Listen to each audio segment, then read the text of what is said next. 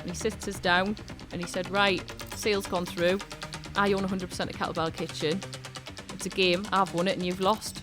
You don't own anything. So you've been booing out your own company. Hi.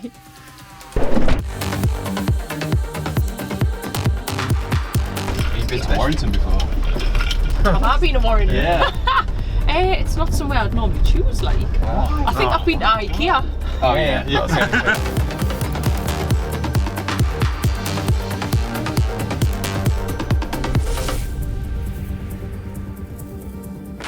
We're back, Series 2, thanks to our sponsor, Shafrazul, who's also fighting Contreprenuers and fake gurus.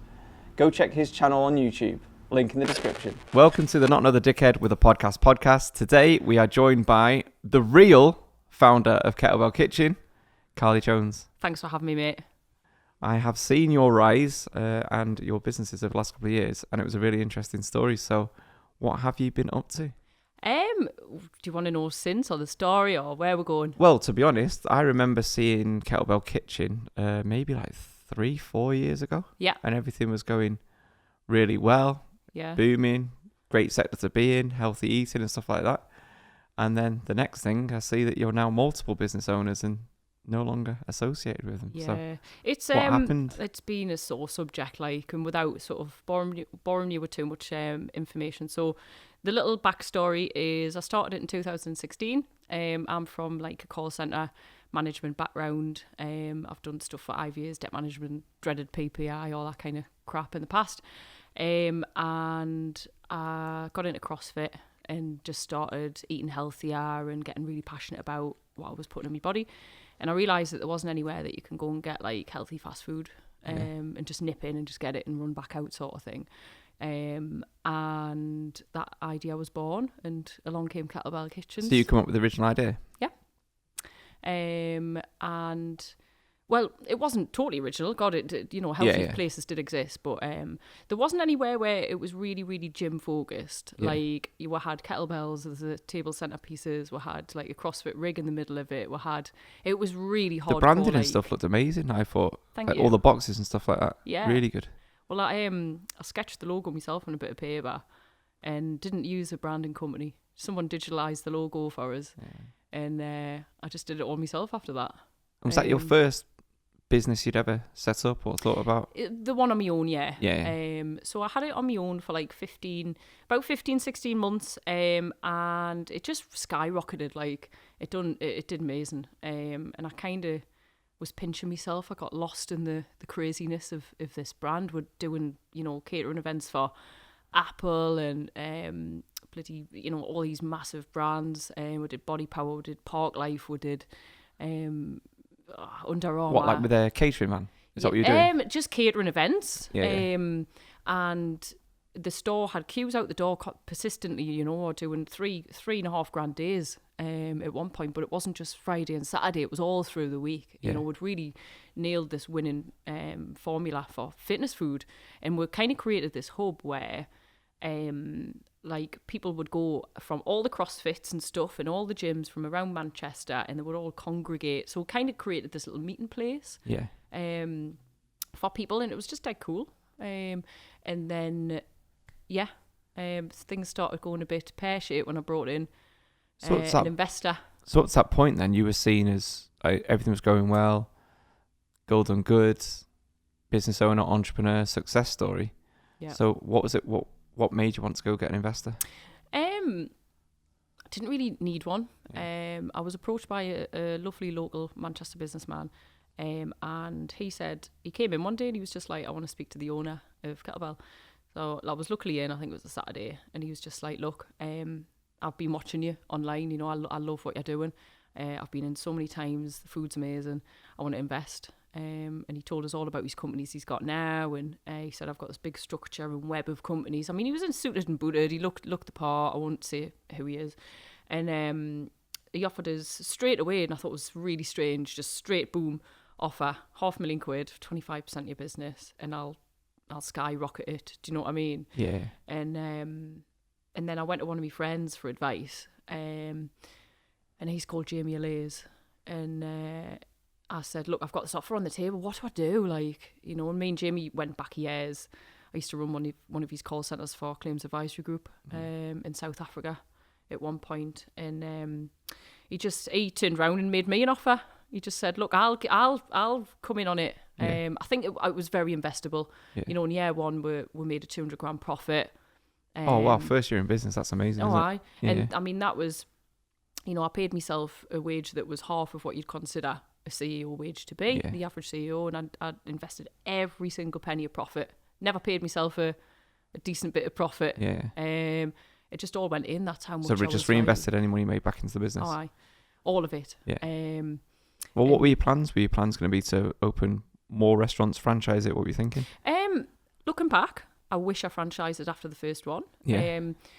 I met the lovely owner of Walk and Go, Des, and he said, "Look, you should have just franchised that off on the first one." I didn't realise you could. I thought you had to kind of have a proven model of, say, 3 stores before you franchise. But, you can actually do it after number one. I didn't know that.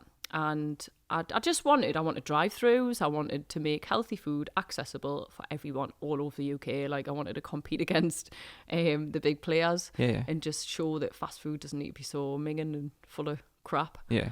And but just didn't work out that way. So you've got now 2 offers on the table for people that wanted to invest. So what did you do?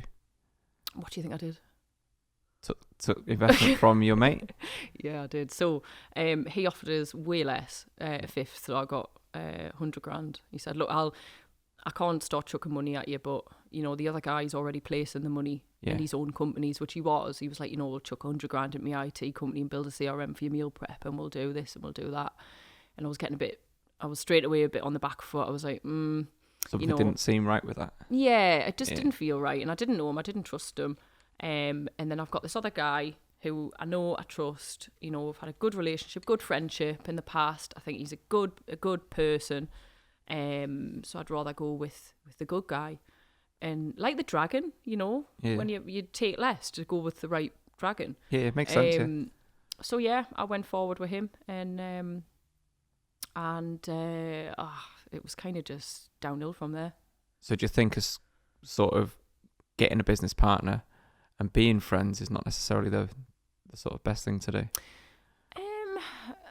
Since I came out with my whole story just a couple of days ago, I've had hundreds of people reach out to us, and honestly, man, breaking families up, breaking friendships up, and it's just happening so much. Like, you probably can go into business with your mate, but you can't.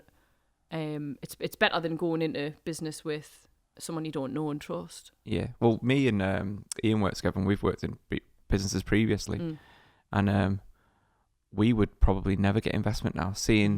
We spoke to a lot of people, seeing how it can affect the dynamic, and then there's also things where, well, are they putting as much effort in as me?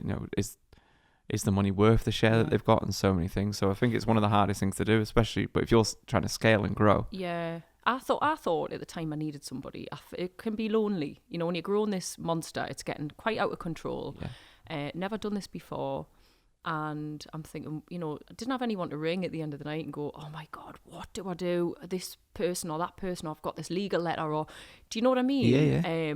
So I was desperate for that. And I thought I needed someone to help me grow this empire. Yeah. And I needed someone proven, and he was proven. He came proven. And to be fair on him, he invested his money, and he said, "I'm going to mentor you. I'm going to really coach you." When he was into Tony Robbins and all his stuff, and I didn't realise it at the time, but I should have just trusted my own decisions. Yeah. And I didn't have confidence in my own decisions. Like the stuff I wanted to do that he advised not to do. And I wish, looking back, that I wish I'd just said, "No, I want to do that, and I'm going to do it." Why do you think you didn't trust yourself?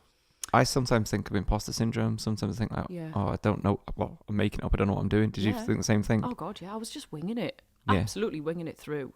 And learning as I was going. Even stuff like blooming VAT and all that kind of stuff. I didn't have a clue what I was doing with all that stuff. Do you think that's one of the hardest things then for entrepreneurs and business owners, is their original circle of friends that, maybe work in offices or recruitment or in like those type of industries, call centers.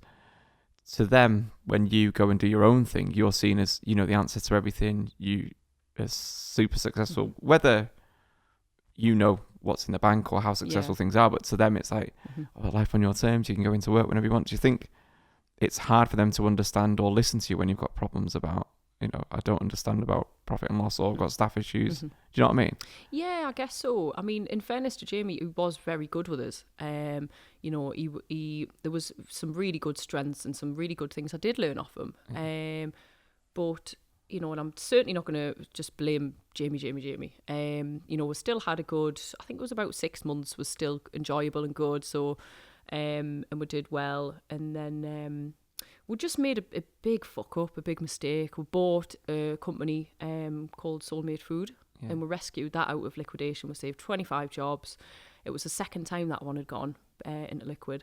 And Jamie just said to us, look, you're too busy, your head's about to drop off on a day-to-day basis, you've got 20 hats on, I want to take some stress off you, so let me deal with the whole acquisition of this.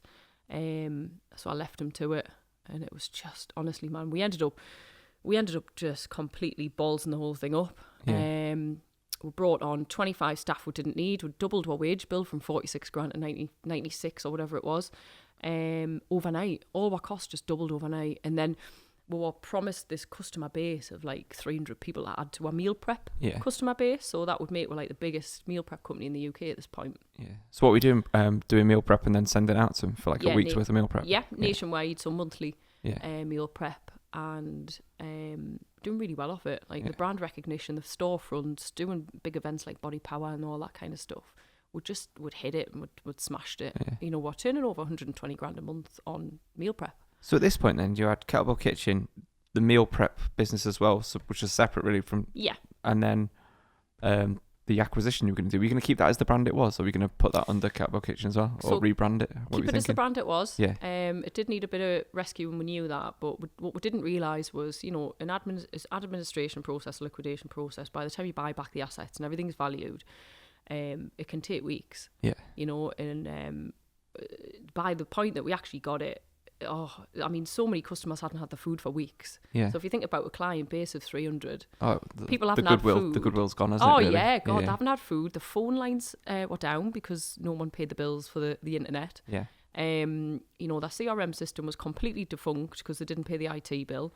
So what we got was a shed load of angry people that had paid their money. I don't know where that went, and they didn't get their food.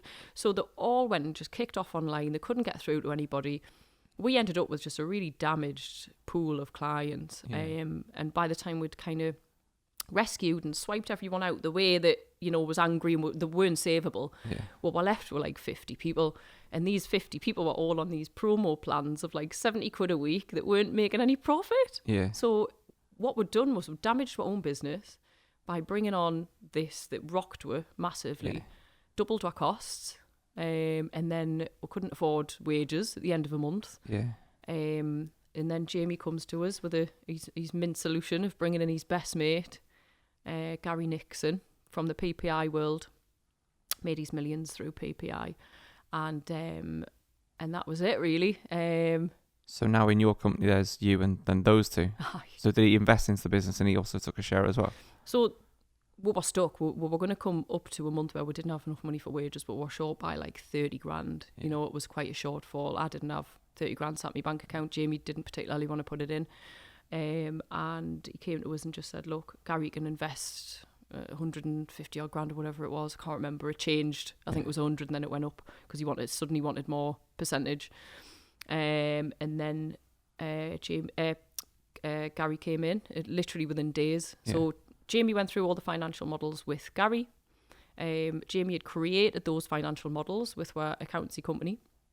And he said, I've gone through the models. He's dead happy. You know, he's dead happy with where we're going to get to as well. And, you know, where his money's going to be used and all this kind of stuff. And he's going to put the money in and, you know, came in 3 days. We paid the wages and off we went. So you're happy at this point? Yeah, I was relieved. I was like, bloody hell, thank God we've managed to get over that little hurdle. But I suppose a lot of the staff there wouldn't have thought of the stress that you were going through. Were they aware of the financial difficulties of the other staff, or did you keep that away from them? Oh, I tried to protect as many people as I could from anything like that. I think some people could see it written all over my face. Like, I mean, you go to bed with it, you wake up in the morning and, you know, you wake up looking at the bank account and thinking, shit, like, oh my God, it's not going up, it's going down. Or, you know, you maybe the kids have been off school and you've had a bad couple of weeks in the stores, and it's just like, oh my God, the predictions were worse than, you know, we're nowhere near where we should be at this point, and cash flows all over the place. And people don't think about it, man. That all they see is that you're driving around in a nice car, or you're living in a nice house, and you know, you do what you want, but they don't see all the graft that you put in behind the scenes, and the stress that you go to bed with every night. Well, most people, that's a tough story to sell to people, isn't it? You know, everyone wants to know that you've, in their minds, oh look, you've just gone and set up a business on your own, it's flying, you can acquire other businesses, everything must be going all right. So they've come in, he's paid his 150 grand, he likes 150 grand, he likes the financial models. So are you now, how much of the company did you still own at this point? Oh God, there's a question. I think you only had like 15 odd %, so I still had the lion's share. I think I was still at about 60 at that point. And Jamie had his 25. And did you know this? Did you know him beforehand? I took over from a call centre that he was running in South Africa for Jamie Allays. He was his sales manager. And I remember taking it over and getting told about the guy, that because it was a shambles. I was going over there to rescue this campaign. It was a mess. And I went over, and obviously you find out what the previous person was like. And I was like, why isn't the systems in place? Why isn't there a bonus scheme? Why isn't the, you know, no one knows what they're doing. No one's on board. Everyone hates it and doesn't want to be here. And the managers don't give a shit. And, you know, I found out it was Gary Nixon that ran it before me. And he spent all his time sunbathing on the beach and living the life in South Africa and in the pub and that. So anyway, I don't know why I let this guy in the business. Honestly, I really don't. But from there to somehow he's made all this money, millions and millions and millions. And, you know, I've later in the last 48 hours found out a hell of a lot, but I won't go into it. You know, I didn't have a choice. I was backed in a corner, letting this guy in, you know. It was pay wages I don't, or a game over, so he had to come in. So you're paying the wages, and then what happened from that point? So was it good for the next few months? Or yeah, well, all right for a few months. But, I mean, the money was soon just vanished, you know. You've still got a wage bill that's double. You've still got, like, loads of assets that we acquired we didn't need. We ended up with 3 production units. The whole thing was a mess. You know, and we had a fancy office HQ unit that we couldn't even afford to fit out. It was right next to Jamie's office and his gym, so he was adamant we'd have this fancy unit. And we couldn't. I needed loads of M&E work, and we couldn't afford to move our production unit there. It was just a mess, and we just felt the pinch. And then Gary turns around and he says, "Look, you know, all my money's been spent already. I'm going to bring in me FD." It hadn't been spent already, but anyway, he wanted his FD in, and it was positioned like this was an absolute luxury for us. You know, the FD is going to come in. You're wearing 20 hats at the minute, Carley. You're like, you know, stressed out. You're not getting to do what you're good at, which is all the creative stuff and dealing with the staff and building your management team. So, let my FD come in. He's on my books. He won't be on yours, and he'll take control, and he will make your life better. You won't need to wake up in the morning and look at the bank accounts every day. So they're taking some key responsibilities away from you, but they're probably business critical things. Well, God, yeah. I mean, because really now it's almost like you're being manoeuvred out of the business. I did From me looking, it wasn't positioned like that though. Yeah, well, of course, because at that time you're thinking, I need to make decisions best for the business. They're going to take some stress away from me. I was buzzing. I was like, thank God for that. Like, I need this off me. I was still making supply payments, man. I still had, like, my phone would ring, you know, 5 times a day, 10 times a day with people chasing us for payments, and I was like, I didn't have any financial support. So I didn't have a finance bod sat there making payments. It was all me. And also, if it's not going to be on your payroll or anything, and it's going to be on Gary's, you'd be taking, of course I'd do that. Yeah, it's a favour. Too good to be true, almost, isn't it? Exactly. So I just thought, please do. And I really trusted Colin. Like, he had this aura about him, you know, and I thought, okay. Honestly, like, we were all right. We were just kind of skimming through each month as we went by. I think Gary had to put in an extra little tiddle here and there. I can't remember. Honestly, we were just about to launch our first franchise store in Newcastle. Terrible place. Terrible place. Fuck off. And I was dead proud of it. It was our best unit. And obviously in my hometown, right on my doorstep. Well, that'd have meant a lot to you anyway, wouldn't it? Like, you know, going back to where you're from. Oh, totally. Done well I and was stuff. proud as punch. Yeah, Thinking, of course. You know, I'm coming back to my hometown, literally on my doorstep where I grew up, in Quarren Business Park, and yeah, and I had literally, it was the launch night was coming up on I think it was the Friday or Saturday, I can't remember, and I had a call off Jamie, and he was like, "Have you read Gary's email?" I was like, "No," and Gary had sent an email, right, totally out the blue. We're 2 days away from launching a Crowdcube campaign to raise 2 million quid, and that was going to pay off all our debts, and give her a lovely £1 million chunk, if not more. It was going to de-risk. It was going to give me money I was owed out the company, which was 200 grand. So had you not been paying yourself a lot this time? I had been paying just myself. Like a lot less than what you... way less than what I should have been getting. Yeah. But I had a 200 grand loan note anyway on the company. Yeah. So, you know, I was thinking, God, I'm going to be mortgage free finally, you know, and I was full of beans, and then I got this email off Gary, and it was like, I've booked, we've had a chat, we've gone through some models, me and Colin, we can't see a way out of this. This is business critical, need everyone in this meeting. I've booked a meeting with Fortis Insolvency on Monday. We are going to be going into liquidation next week. Staff will be released without pay.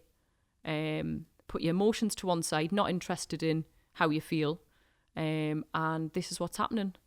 And I was just like blown away. My mind, honestly, my head nearly blew off my shoulders, and I'm thinking, I'm 2 days away from launching my new store here. Yeah, and he'd not mentioned anything leading up to this at all. We knew we were tight. We knew things were tight. We had, you know, had HMRC chasing me for 60, 70 grand bill or something. You know, I kind of remember the ins and outs because Colin was dealing with it. Yeah. You know, we had an FD at that point. It was deciding what was getting paid and what wasn't. Yeah. And we were going to come up to the next wage bill. And I'd already warned them pre-Christmas. I said, we are going to struggle. Yeah. You know, and I was just getting told, don't worry, we'll work it out. And then here we find ourselves in this horrible position. Gary's, you know, I don't care. It's going at liquidation next week. And I didn't realise at the time, but he had no right to tell me what to do. You know what I mean? He wasn't a director. You know, and actually, he hadn't even submitted his shareholding documents to HMRC. Yeah. Because he was going through a divorce. So, you know, he's obviously hiding his assets from the divorce and what he's putting money into and all that kind of stuff. Allegedly. That, yeah. So, yeah. So it went into liquidation? Went into liquidation, aye. So, I mean, I've turned up at the meeting on the Monday, and, you know, it was 5 men against me sat in this meeting, and it had already been pre-planned. Little did I know that on the day that Gary sent his first email, he'd set up 2 companies, KBK Meal Prep Limited, KBK Stores Limited, without me on them. So it was him and Jamie on the companies as directors. I mean, obviously, with you telling me this, it's obvious where... It's obvious it was all engineered. What's going to happen? Yeah, of course. I didn't see it at the time. I didn't have a clue that those companies had been set up. Yeah. How would I? You ain't checking companies' house, I had to see if anyone's using the same initials. I don't sit on company's house, do you know what I mean? Exactly. I'm too busy, my head's still blown off, and I've got to grit my teeth and pretend everything's cool and do this launch night, which I did. Yeah. And I don't know how I got through that. Who suggested opening up in Newcastle in the launch night? Was that you? Yeah. Yeah. Cool. Oh, yeah. I was just thinking, I wonder if that was like a distraction, so this could have been put in place in Manchester, you know, while you were busy. Right. Focusing on that. Yeah. I mean, I like a conspiracy theorist. Could have been. So, where was I there? So he'd set up the 2 companies. Yeah. You didn't know this. And then what? So it went into liquidation, and then did they save the company, purchase the company? Yeah. So, well, not as easy as that. So, we had this agreement in the meeting, and it was like, look, we're all going to come out of this very profitable, right? We're going to bin off all our debt, which, you know, I was first told it was about 600 grand, then it raised to 800, then it ended up at bloody 1.5, and it was like, where's that come from? And they made sure that they put Gary's investment money down as a debt through one of his companies. Well, that's not a debt, is it? No. So I'll let you work out that, you know. And that was the lead creditor as well. So they were sort of in control of things behind the blooming scenes, and voting rights and all that, or whatever it is. And then, so company goes into liquidation. It's then valued. The plan is that we'd all get our same shareholding back. I've got a text off Jamie that said, yes, you're going to get your shareholding back. Bearing in mind he's a director of the 2 new companies at the time. Yeah. He told us that all the PG loans that we had would be included in the new cos. They'll be all novated over. So I felt safe. I thought, all right, it's a really shit situation, this. It's awful. Yeah. But okay. And then I was told that the staff wouldn't get paid on that Friday, and I had to go around and tell them all. But, you know, they will be re-interviewed and they can come on to the new companies. But we can't really say that to them because you're not meant to. Yeah. You know, you're not meant to make something look like you've just shut that one down and opened that one, transferred the staff and the customers over. Yeah. It just looks dodgy as sin. It's the typical phoenix, isn't it? That happens far too often in business. And so I had to be careful what I was saying. You know, they're telling us what to do and instructing us what to do, telling us what papers to sign. And you know, I went frantically trying to get investment. You know, I put something on my LinkedIn saying I need an investor. Like I was desperate to try and get somewhat like save this. You know, but they were adamant it was going into liquidation. The decision had been made, and then anyway, staff were told. The media picked it up. MEN ploughed it out to the world within a couple of hours. So I think one of the staff members had rang them. And they put my face on it. It didn't, you know, Jamie and Gary didn't get a look in. It was just all Carley, the face of it. Hasn't paid our staff. Do you know what I mean? I was destroyed in the media. I was trolled to hell. It was rotten. Do you think that was the biggest shock because on the outside it was looking like it was going so well at that point? Yeah. That's definitely why it went absolutely mad. And also, there's a lot of people out there that don't like to see other people doing well, so they would have actually loved the fact that... Yeah, there was loads of people like... being a hirer and a firer for like 12 years, right, with call centres with hundreds of people in them at times. You know, I get people that love us and you get people that hate you, or you get people that it didn't work out, they've had to be sacked, they've had to, people have left, or, you know, and a call centre's a difficult world. You know, there's probably a lot of call centre managers and owners listening to this thing. Like school, totally isn't understand. It's like school playground. It's like running a school, totally. And the person at the top takes all the brunt and all the crap for everything, don't they? And so loads of people came out of the woodwork. Like there was like people I hadn't seen for 10 years, man, that I sacked for getting his phone out too much or something, having a go at us. You know what I mean? Just like, and then there was a lot of hate, like, but then there was a lot of just Joe Public that had read a story and was like, oh my God, what a witch, she hasn't paid her staff. Yeah. Like, absolutely hate her. And I just got like, my address was published on the posts. There was pictures of me car, me house, everything, and you know. Yeah, but also they'll be looking at like, if you went out, spent money, if you went out in a bar having a drink, you've not paid us, but you're out here living a high life. Someone posted something, man, I got some new carpets in my house like 6 months prior. Yeah. Like, look at her buying new carpets when she hasn't paid her staff. And I'm like, what do you want us to do? Sell me carpets? Yeah. But you didn't even know this was going to happen, did you? No, did I heck? But so did they then take over the company? So what happened was a little game was played by the three of them. And the day came back to buy the assets back, right? Yeah. So I get a text off Jamie, need to speak. Can you come to the office and have a chat? We need to speak about how we're buying the companies back, right? The assets back. And so went and met him and he said, right, you need 38 grand for your shares. It's been valued at 80 grand, right? Bearing in mind, you know, this was a company that was previously valued apparently at 20 million quid, right? So 80 grand, I was like, bloody hell, right? But it was all engineered that we would definitely get the company back. It's in liquidation. It's not administration, so we will be the only bid, and Fortis will make sure of that, and then we'll just buy it back. So anyway, I went off, found me 38 grand, came back, sent a text to Colin, the FD, and said, I've got me 38 grand, what do I do with it? And they play a little game, and it's like, you know, don't think Gary's gonna invest anymore. You know, he's having second thoughts, and I knew. I don't know. I knew something was going on a bit. I was like, Well, they say trust your gut. I wish I bloomin' did. But But anyway, so Jamie goes off and he comes back. He's ringing Gary in between. Gary's making sure that, you know, nothing's on paper and there's no emails and things. And he comes back and he says, Gary wants to make you an offer. He wants to buy all of it back, all the shares. So you put in all the money, right? But he wants an extra 5% off you. So your shareholding will go from 46%, which it was at this point, you know, he'll buy it all back. You can put your 38 grand that you've just got, and you can put it into your salon that you've wanted to do other businesses for a long time.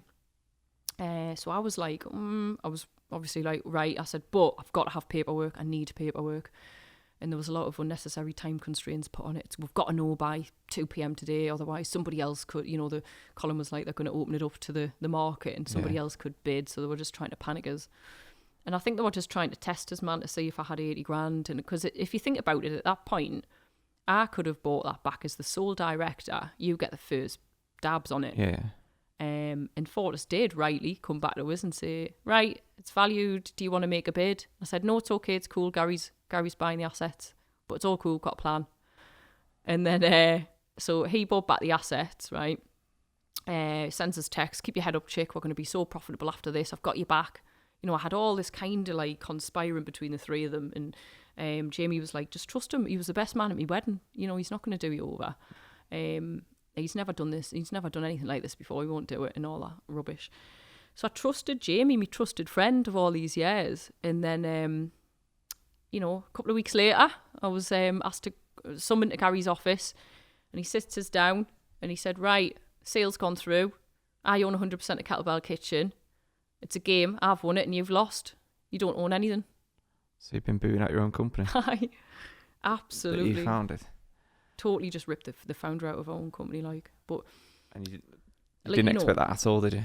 No, because if you think about it, we were 2 days away from launching a Crowdcube campaign, and I knew that would raise that £2 million. Most people over raise, especially when they've got a really good brand like we did nationwide. So I knew we'd hit probably £2.5 million. So and we could have battled through. You know, I wanted to remortgage my house. I was happy to put me everything on the line to gamble and get through the next month or so that it would take the crowd fund, right, with the Cedar campaign. We'd spent months preparing it and recording the video and all that sort of stuff. So had we have gone ahead with that, none of this would have happened. I wouldn't be speaking to you now. Yeah. And we would have been fine. Well, KettlebellKitchen's still there, isn't it? So they've rebranded it. Yeah. And now it's called KBK. I think the thought process behind it was that they wanted to show that it's not just gym related food. They felt like they were cutting their noses off and cutting a big market out, but that's why. That was probably a USP though. That was why USP. It was why it was like, it was so cool because it was so gym focused and gym orientated, and it was this cool playground for everyone to go there. And now it's KBK and they've refitted it and rebranded. Just, you know, no comment. What does it feel like? Obviously, you must walk past it or drive past it and know it's like there. Does it hurt, annoy you? How do you feel about it? It did. It really did. It's took us a long time. It's been a year now, you know, since this all happened. It was Valentine's 2019. Obviously, Valentine's night got cancelled that night. I was honestly, man, I was devastated. You know, not only had I been hitting the media for this absolute cow that didn't pay the staff. Because I guess the people in the media as well, seeing that it's still there now, they would think that you've done some sort of...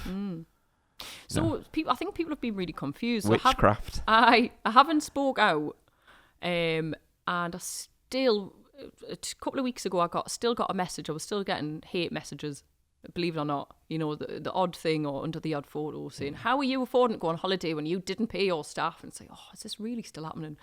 Like, do you not understand what happened? So, you know, and the thing that's made us speak out recently was I seen an article, and it was a couple of weeks ago that they'd published on Business Live.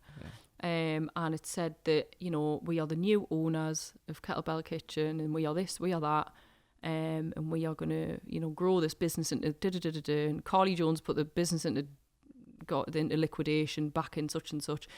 And I just thought, you know what? But they were the people that were behind that. Yeah. And so it's time I spoke out, and time that I outed you for what you did. You're not new owners. How can a new owner have invested 6 months prior into the company and claim to the public, I mean, they put something on the MEN that was like, we are Manchester, born and bred lads. We are this, that, and the other. You know, what's wrong with the Geordie? Like, do you know what I mean? Well, yeah. But they were just trying to win the hearts and put me in a really bad picture. You know, saying Carley put the business in liquidation with 1 point whatever million quid's worth of debt. And I thought, do you know what? That is slander, because that is lies. So looking back then, and obviously it's been a year now, and you can look back at that time. Sort of hindsight's a wonderful thing, but. Right. What do you think you've learned, or what were like the key things that you do differently, knowing how it ends? You know, so say there's somebody here that's thinking, you know, I'm struggling financially now. I know the business is strong.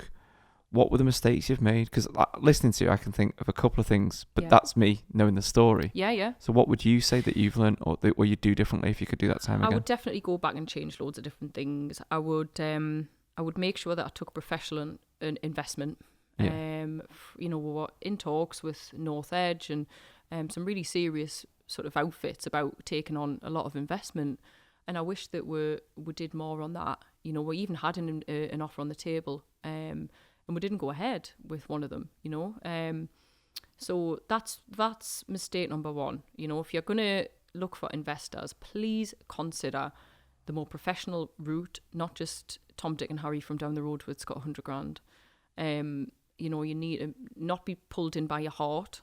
Follow your head and your gut, not your blooming heart. It's easy to think, oh my God, I feel safe with this person. But, you know, the reality is always pretty different. And what about acquiring businesses? Do you wish now you just stuck to your main yes, of course. focus? Yeah. If we had have not bought Soulmade Food, where would we be now? Yeah.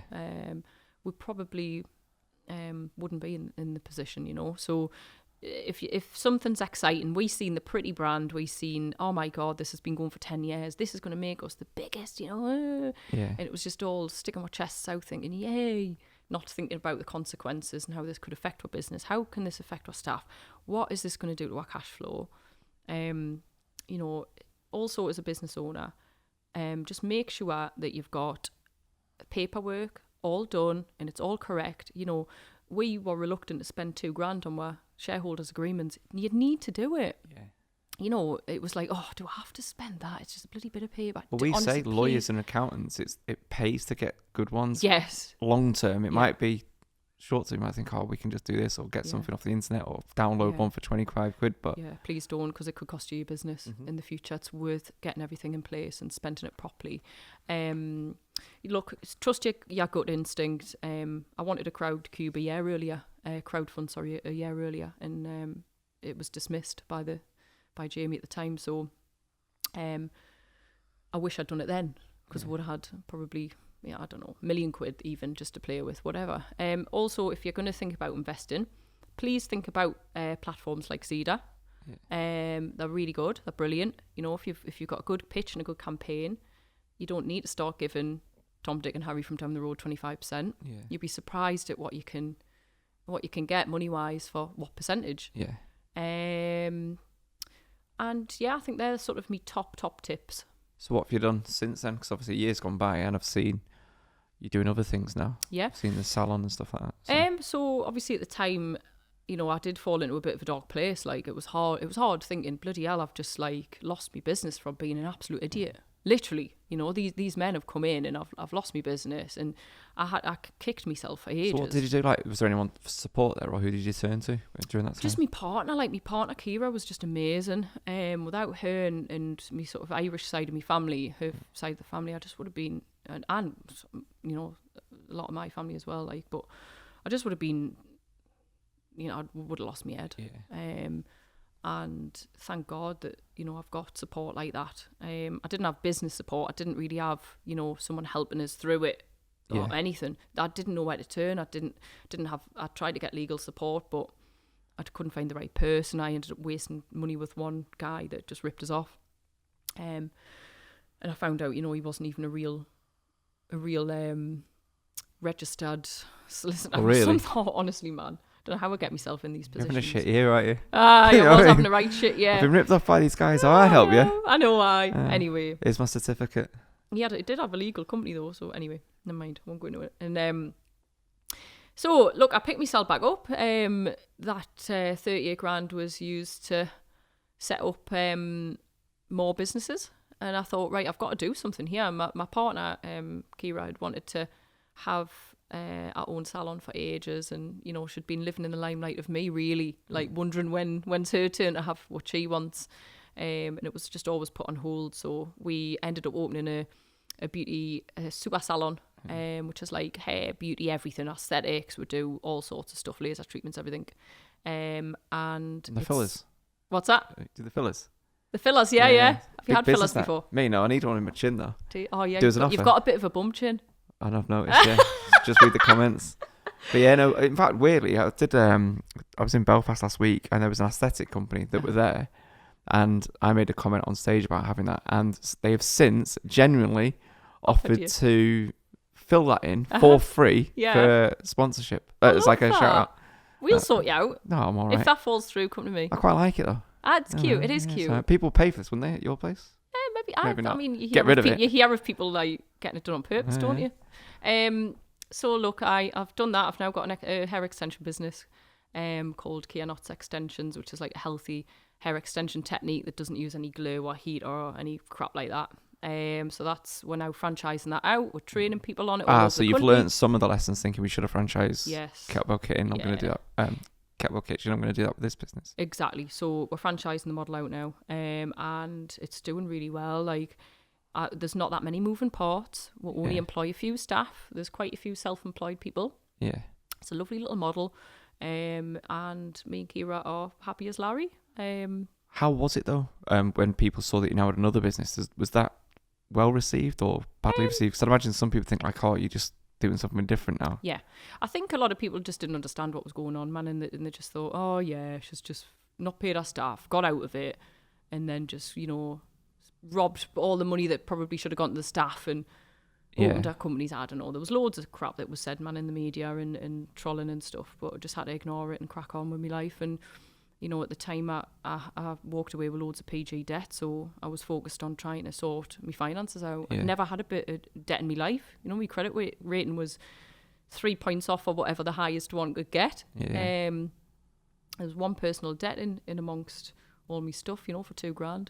So I focused on saving my house, saving all sorts, sort myself out, and then build my businesses as well. And a year later I can look back now, and this is mad, but I look back and I think, bloody hell, that is the best thing that happened to me.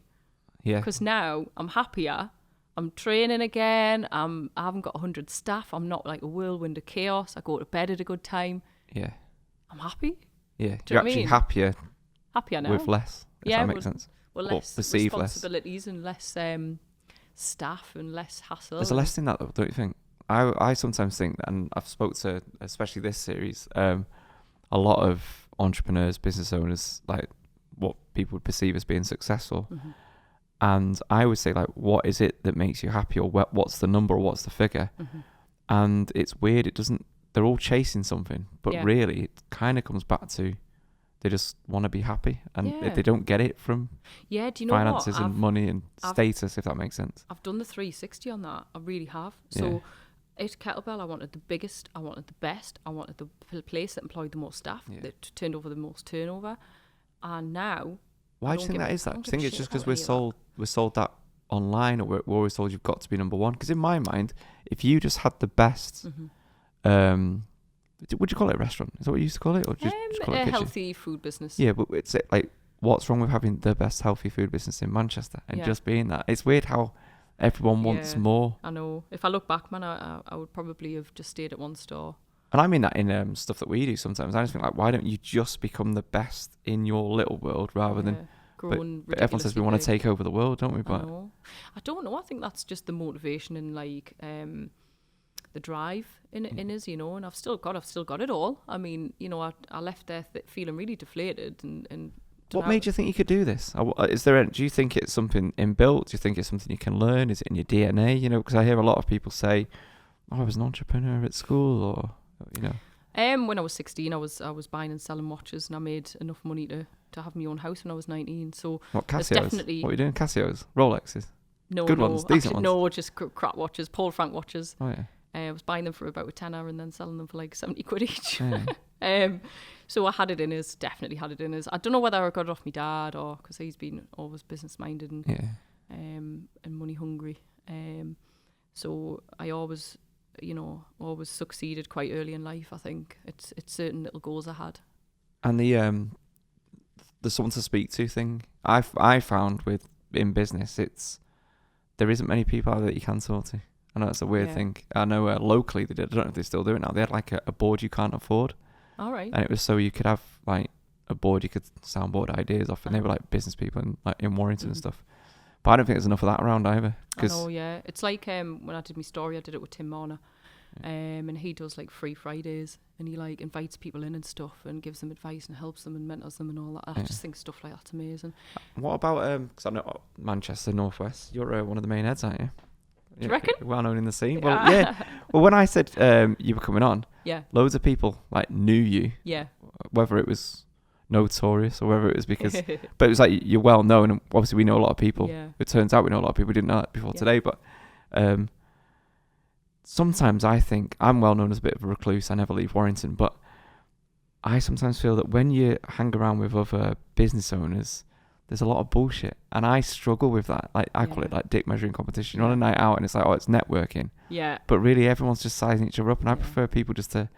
I'd rather hear you tell me how bad the week's been, or how you're struggling to pay bills, and like that side of business, than saying, oh, we've just done this. If that's not true. But you feel like this is the real side of business, isn't it? I think it's overlooked maybe. Yeah, it totally is, because so many people just blow fluff and smoke, and they don't really speak about the struggles and the turmoil and what actually happened, and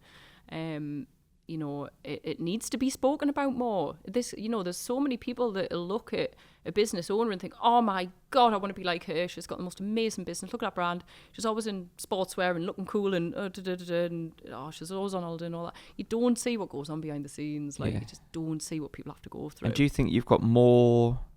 did you have more friends and people that wanted to hang around with you, associate with you when it was going really well with KettlebellKitchen compared to the sort of 12 months that followed? Oh God, definitely, yeah. I mean, there was like everyone wanted to know you. Do you know what I mean? Everyone wanted to know you and make a right effort when you're at the top. But when you've fallen, they're the first ones to have a dig at you and kick you when you're down, aren't they? Yeah. Were you surprised at who did rally round and support you? I was surprised who didn't. I think I was surprised. I was surprised actually. I did. There was a lot of nice surprises. There was a lot of people that were there for us that I didn't hardly know. Do you know what I mean? People that stepped up to the mark, and I'm like, bloody hell. Yeah. I've known you online for like 5 years, and then suddenly that my biggest support, So, but look, I mean, back on my feet now, I can look back at it and think it's a bad experience. It was an expensive mistake. Yeah. I've took some really valuable lessons from it. I'm speaking out now because I want to make sure that people don't make the same mistakes as I've done. Yeah.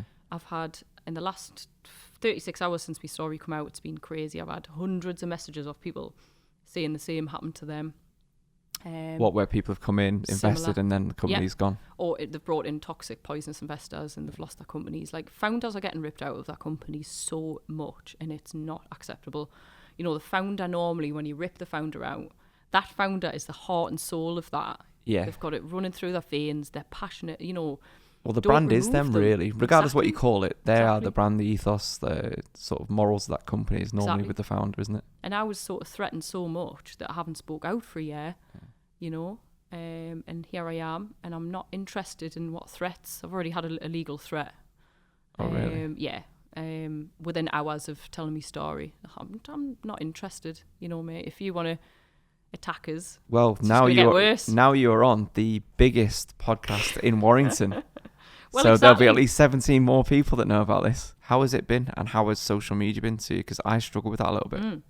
I guess it's the panic of, isn't it? Like, even when I've been putting my story out in the last couple of days, I've been on edge. I'm like, oh, what's people going to think? And you seem like that when we sent messages to each other. Yeah, like as if you weren't sure what you were concerned. Like, it's just such a big thing for me coming out with this story, because I was so destroyed by trolls in the media when it all kicked off. Yeah. I just thought, am I going to go through that again a year later? I've just got over it. Yeah, of course. So mental health's a big thing, and as we know, especially more recently than ever, it's all sort of with the sad news about Caroline and many others. I think you've got to be kind to people, you know, and you've got to know a situation properly. Don't just hit out. I've had loads of people apologise to us in the last few days, and they're like, do you know what? I did troll you. I'm really sorry that I did that because I didn't know the true story. Yeah. But look, you know, there's too many business owners that are driving themselves into the floor, and make sure that you don't be like I was, where you're overworked, you're overstressed, you're not looking after yourself. Mental health, everything. And thank God I got out of it. And, you know, if anyone's at rock bottom and they've just lost their company, and, you know, I hope this helps people into thinking, do you know what? She has came back from that a year later. I'm going to do that.